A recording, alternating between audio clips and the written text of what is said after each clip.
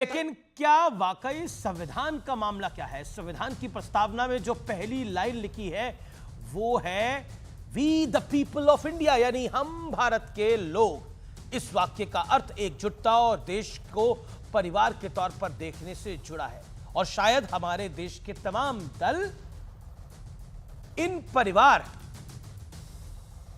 यानी we the family पर बड़ा यकीन करते हैं और इस परंपरा को पूरे मन से आगे भी बढ़ा रहे हैं, क्योंकि आज देश की कई पार्टियों में फैमिली फर्स्ट वाला कल्चर खूब अच्छे तरीके से फल फूल रहा है। पार्टी की कमान किसके पास होगी, बड़े बड़े पद किसको दिए जाएंगे। 1950 में संविधान लागू होने के बाद यह देश सब कुछ देख भी रहा है और बखूबी समझ भी रहा है, क्योंकि इस सियासी कल्चर का बीज बोया कांग्रेस पार्टी ने और आज उत्तर से दक्षिण तक, पूरब से पश्चिम तक यह कॉन्सेप्ट कई पार्टियों में साफ साफ देखा जा सकता है। लेकिन पार्टी में पारिवारिक परंपराएं निभाने वाले ये तमाम दल संविधान की दुहाई देकर आज सदन में घूम रहे हैं, संसद से सड़क तक संविधान बचाओ मिशन चला रहे हैं।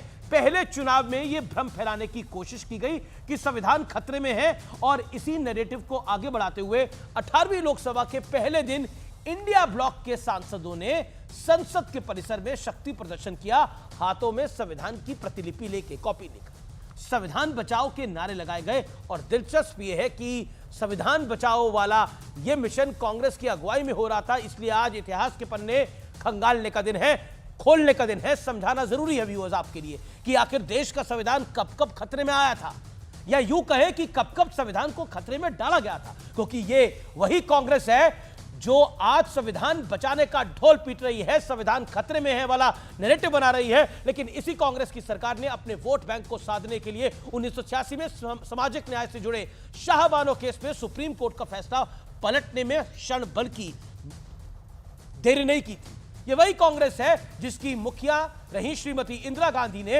अपनी पीएम की कुर्सी को बचाने के लिए देश में इमरजेंसी अर्थात आपातकाल लागू कर दिया था। और ये वही कांग्रेस है जिसने आपातकाल के दौरान संविधान की आत्मा पर प्रहार किया। संविधान की आत्मा कहे जाने वाले प्रस्तावना को यानी प्रियम्बल को बदल डाला गया।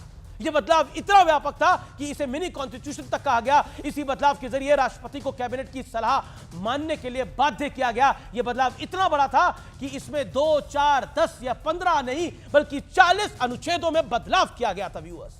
लेकिन आज कांग्रेस और गांधी परिवार की नई पीढ़ी हाथ में संविधान उठाकर यह दावा कर रही है कि संविधान खतरे में है और वो इसे बचा सकती है। लेकिन अब बात उस डर की जिसका जिक्र कांग्रेस सहित पूरा विपक्ष बार बार कर रहा है। संविधान में बदलाव मोदी सरकार ने भी खूब किए, लेकिन ध्यान देने वाली बात यह है कि यह बदलाव किस तरह के थे। मोदी सरकार ने अब तक करीब 1500 से ज्यादा पुराने कानूनों को खत्म कर चुकी है। इनमें से ज्यादातर कानून अंग्रेजों के जमाने यानी ब्रिटिश राज से चल रहे थे और इनकी अब कोई आवश्यकता नहीं थी। इसी तरह 2018 में मोदी सरकार ने मुस्लिम महिलाओं को 3 तलाक से मुक्ति दिलाने के लिए भी बदलाव किया था।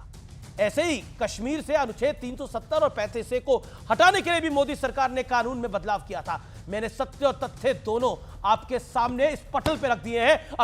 अब संविधान कौन कितना सही है और कौन कितना गलत, यानी संविधान पर कौन कितना सही है और कितना गलत, यह फैसला मैं व्यूअर्स आप पे छोड़ता हूं। क्योंकि एक होता है जिसे कहते हैं नैरेटिव बिल्ड करना, शायद विपक्ष वो करने का प्रयास कर रहा है, लेकिन कहावत पुरानी है, काट के हांडी बार बार नहीं चढ़ती। फिलहाल इतना ही, देश नहीं झुकने देंगे। अगला प्रोग्राम। संसद सत्र के पहले दिन मचा घमासान। सोनिया गांधी के नेतृत्व में संसद परिसर में विपक्ष का प्रदर्शन। संसद सत्र से पहले प्रधानमंत्री नरेंद्र मोदी ने साधा आपातकाल के बहाने विपक्ष पर निशाना। राहुल गांधी ने ट्वीट कर मोदी सरकार पर बोला बड़ा हमला, का मनोवैज्ञानिक रूप से बैकफुट पर है सरकार। कुर्सी बचाने में जुटे हैं प्रधानमंत्री नरेंद्र मोदी।